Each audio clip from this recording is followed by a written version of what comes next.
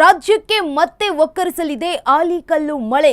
ಆ 8 ಜಿಲ್ಲೆಗಳಲ್ಲಿ ಇಂದು ಆಲಿಕಲ್ಲು ಮಳೆಯಾಗುವ ಸಾಧ್ಯತೆ ಇದೆ.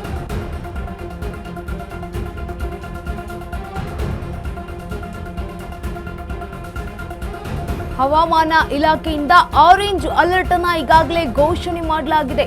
ಕರಾವಳಿಯಲ್ಲಿ 3 ದಿನಗಳ ಕಾಲ ಗುಡುಗು ಸಹಿತ ಮಳೆಯಾಗಲಿದೆ. ಏಪ್ರಿಲ್ ಅಂತ್ಯ ಮೊದಲ ವಾರದಲ್ಲಿಯೇ ಈ ಜಲಕಂಟಕ ಎದುರಾಗಲಿದೆ. ರಾಜ್ಯದ ದಕ್ಷಿಣ ಒಳನಾಡು ಜಿಲ್ಲೆಗಳಲ್ಲಿ ಭಾರಿ ಮಳೆಯಾಗಲಿದೆ ಅಂತ ಹೇಳಲಾಗ್ತಾ ಇದೆ. ಮಳೆಯಿಂದಾಗಿ ತಾಪಮಾನ ಇಳಿಕೆಯಾಗಿದ್ದು ಸೆಕೆಯಿಂದ ಮುಕ್ತಿ ಸಿಗಲಿದೆ. ಏಪ್ರಿಲ್ 30ರಿಂದ ಶುರುವಾಗಲಿದೆ.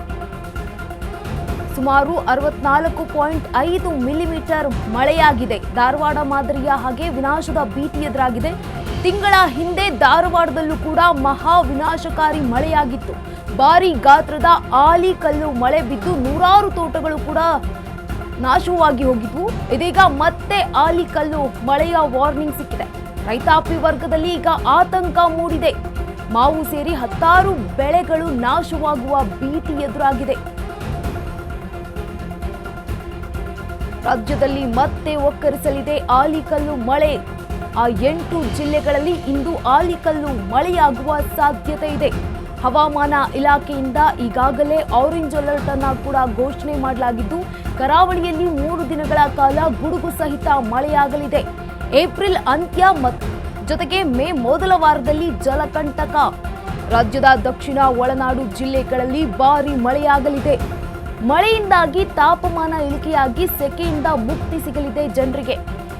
ಮೇ 1ರಂದು ಹೆಚ್ಚಿನ ಮಳೆಯ ಅಬ್ಬರ. ಸುಮಾರು 64.5 ಮಿಲಿಮೀಟರ್ನಿಂದ 115.5 ಮಿಲಿಮೀಟರ್ವರೆಗೂ ಮಳೆಯಾಗಲಿದೆ.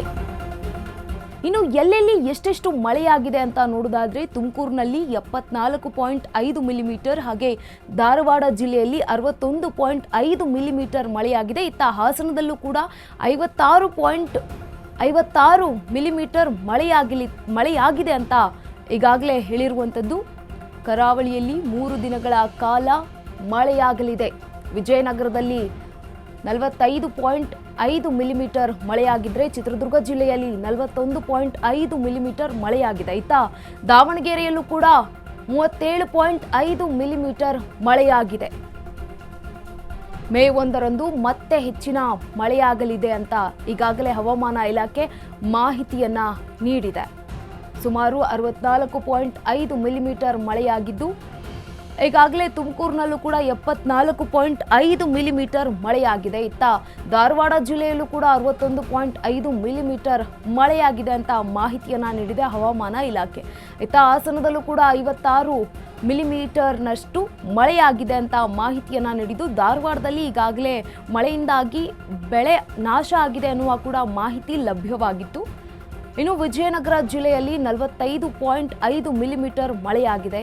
ಇತ್ತ ಕೋಟೆನಾಡು ಚಿತ್ರದುರ್ಗ ಜಿಲ್ಲೆಯಲ್ಲೂ ಕೂಡ 45.5 ಮಿಲಿಮೀಟರ್ ಮಳೆಯಾಗಿದೆ. ಇತ್ತ ದಾವಣಗೆರೆಯಲ್ಲೂ ಕೂಡ 37.5 ಮಿಲಿಮೀಟರ್ ಮಳೆಯಾಗಿದೆ ಅಂತ ಹವಾಮಾನ ಇಲಾಖೆ ಮುನ್ಸೂಚನೆಯನ್ನ ನೀಡಿದೆ. ಜೊತೆಗೆ ಹವಾಮಾನ ಇಲಾಖೆ 8 ಜಿಲ್ಲೆಗಳಿಗೆ ಈಗ ಆರೆಂಜ್ ಅಲರ್ಟ್ ಅನ್ನ ಘೋಷಣೆ ಮಾಡಿದ್ದು ಕರಾವಳಿಯಲ್ಲಿ 3 ದಿನಗಳ ಕಾಲ ಗುಡುಗು ಸಹಿತ ಮಳೆಯಾಗುತ್ತೆ ಅಂತ ಎಚ್ಚರಿಕೆಯನ್ನ ಕೂಡ ನೀಡಿದೆ. ಏಪ್ರಿಲ್ ಅಂತ್ಯ ಜೊತೆಗೆ ಮೇ ಮೊದಲ ವಾರದಲ್ಲಿ ಮಳೆಯ ಅಬ್ಬರ ಇನ್ನೂ ಕೂಡ ರಾಜ್ಯದಲ್ಲಿ ಹೆಚ್ಚಾಗುವ ಭೀತಿ ಇದೆ ಅಂತ ಹವಾಮಾನ ಇಲಾಖೆ ಮಾಹಿತಿಯನ್ನ ನೀಡಿದೆ. ಗದಗ ಜಿಲ್ಲೆಯಲ್ಲಿ 36 ಮಿಲಿಮೀಟರ್, ಜೊತೆಗೆ ಚಿಕ್ಕಬಳ್ಳಾಪುರದಲ್ಲಿ 35 ಮಿಲಿಮೀಟರ್, ಹಾಗೆ ಕೊಪ್ಪಳದಲ್ಲೂ ಕೂಡ 33 ಮಿಲಿಮೀಟರ್ ಮಳೆಯಾಗಿದೆ ಅಂತ ಮಾಹಿತಿ ಈಗ ಲಭ್ಯವಾಗಿರುವಂಥದ್ದು.